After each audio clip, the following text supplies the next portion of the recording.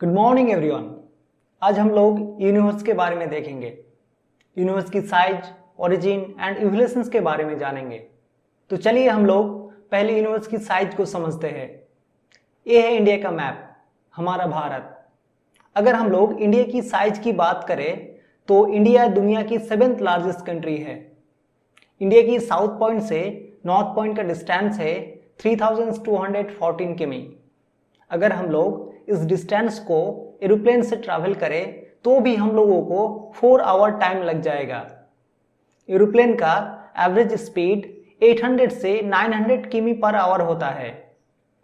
Aeroplane से India की एक प्रांत से दूसरी प्रांत जाने में एक एरोप्लेन को 4 घंटा टाइम लग जाएगा।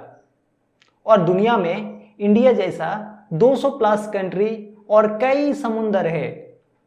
हमारा अर्थ इतना बड़ा है, आप यहां से अंदाजा लगा सकते हो।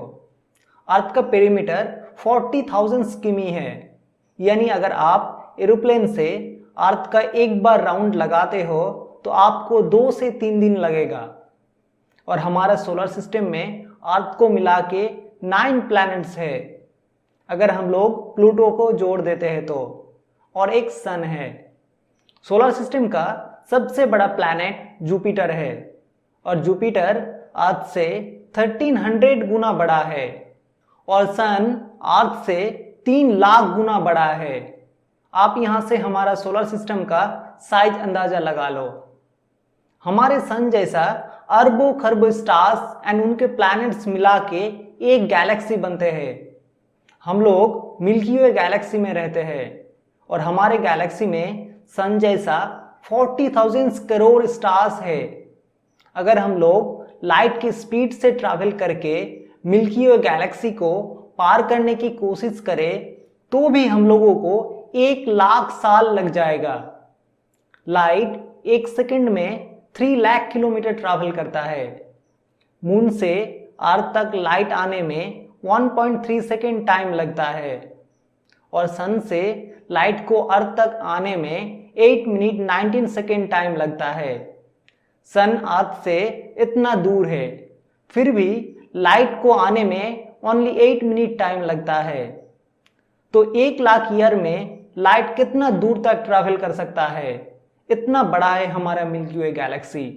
और हमारे यूनिवर्स में 2 लाख करोड़ से भी ज्यादा गैलेक्सी है, जहां तक हम लोग देख सकते हैं। और इसके बाहर और भी गैलेक्सी होंगे, वो सब चीजों के बारे में हम लोगों को ज्यादा कुछ पता नहीं है। यूनिवर्स की साइज कितना बड़ा है, इसका अंदाजा लगाते लगाते आपका दिमाग घूम जाएगा। अभी तक हम लोग जितने सारे चीज, प्लैनेट्स, स्टार्स एंड गैलेक्सी के बारे में बात कर रहे थे, ये सब नॉर्मल मैटर है। और हमारे यूनिवर्स में नॉर्मल मैटर ओनली 4% है, और बाकी 96% dark energy and dark matter है, जिसके बारे में हम लोगों को ज्यादा कुछ पता नहीं है। तो ये था यूनिवर्स के बारे में थोड़ा सा ओवरव्यू। तो चलिए हम लोग जानने की कोशिश करते हैं कि यूनिवर्स बना कैसे। जब कुछ नहीं था तब ब्रह्मांड में एक बड़ा सा धमाका हुआ। साइंटिस्ट इस धमाका का नाम देते हैं बिग बैंग। इसी बिग बैंग थ्योरी के हिसाब से 13.8 बिलियन ईयर पहले हमारे यूनिवर्स का फॉर्मेशन हुआ। धमाका के दौरान जो एनर्जी रिलीज हुआ, उसी एनर्जी से बाद में मैटर का फॉर्मेशन हुआ, और ग्रेविटेशनल फोर्स की वजह से वो मैटर एक साथ जुड़ के स्टार का फॉर्मेशन किया। उसके बाद धीरे धीरे गैलेक्सी बनने लगे, प्लैनेट्स बनने लगे। ऐसे ही हमारा यूनिवर्स का फॉर्मेशन हुआ आज से 13.8 बिलियन ईयर पहले। स्टार का लाइफ साइकिल कैसा होता है, चलिए इसको थोड़ा समझते हैं। स्टार्स मैटर यानी डास्ट से बनते हैं, जिसको हम लोग नेबुला कहते हैं। इसी नेबुला से कुछ नॉर्मल स्टार्स बनते हैं, जैसे हमारा सन एक नॉर्मल एवरेज स्टार है। और कुछ मैसिव स्टार्स बनते हैं जो साइज में बहुत बड़ा होता है। नॉर्मल स्टार उनके लाइफ साइकिल में ट्रांसफॉर्म होते रहते हैं। रेड जाइंट बनते हैं, प्लैनेटरी नेबुला बनते हैं, उसके बाद व्हाइट ड्वार्फ बन जाते हैं। और massive stars red super giants बनते हैं, उसके बाद सुपरनोवा बन जाते हैं। बाद में वो सुपरनोवा, ब्लैक होल या न्यूट्रॉन स्टार में कन्वर्ट हो जाता है। ये पूरा साइकिल कंप्लीट होने में 13 बिलियन ईयर टाइम लगता है।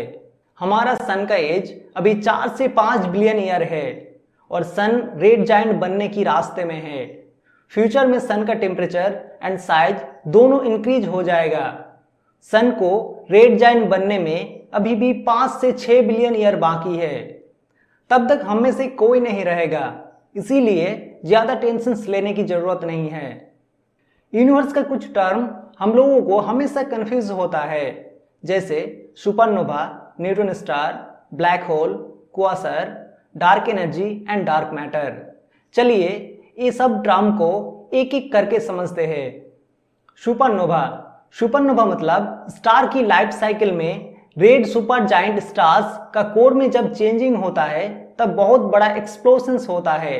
इसी एक्सप्लोशंस को सुपरनोवा बोलते हैं। न्यूट्रॉन स्टार, सुपरनोवा की एक्सप्लोशंस की वजह से स्टार कॉम्पैक्ट हो जाता है और इसी कॉम्पैक्ट की वजह से बहुत छोटा बन जाता है। इसे हम लोग न्यूट्रॉन स्टार कहते हैं। एक न्यूट्रॉन स्टार का डायमीटर लगभग 20 किलोमीटर होता है। ब्लैक होल, सुपरनोवा एक्सप्लोशंस की वजह से स्टार कभी कभी इतना छोटा एंड डेंसली हो जाता है कि उसकी ग्रेविटेशनल फोर्स बहुत बढ़ जाता है, इसीलिए वहां से लाइट वापस नहीं आता है।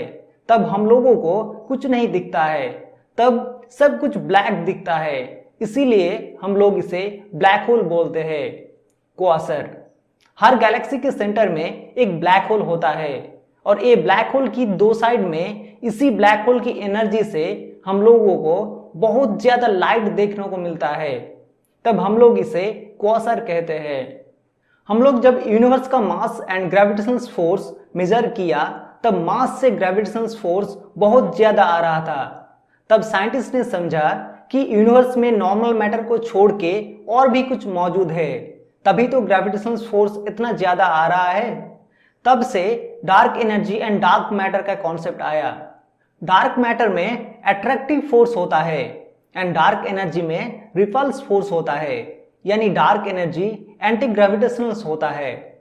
और यही dark matter and dark energy universe का 96% हिस्सा होता है। यूनिवर्स एक बड़ा टॉपिक है, इसके ऊपर बहुत सारे वीडियोस बनाया जा सकता है। मैं आप लोगों को उतना ही चीज बता रहा हूं जितना चीज आप लोगों को जरूरत है एग्जाम को क्रैक करने में। अगर आप इंटरेस्टेड है तो आप यूनिवर्स के ऊपर अलग से बुक्स पढ़ सकते हो। आज के लिए बस यहीं तक। इस चैनल को जरूर सब्सक्राइब करो एंड फैमिली एंड फ्रेंड में सबको शेयर करो ताकि उनको भी इस चैनल से मदद मिले एग्जाम को क्रैक करने में। तो चलो लाइक एंड सब्सक्राइब करो एंड सबको शेयर करो एंड कमेंट करके आप मुझे बताओ कि आपको ये वीडियो कैसा लगा। Thank you so much. जल्द मिलते हैं नेक्स्ट क्लास में।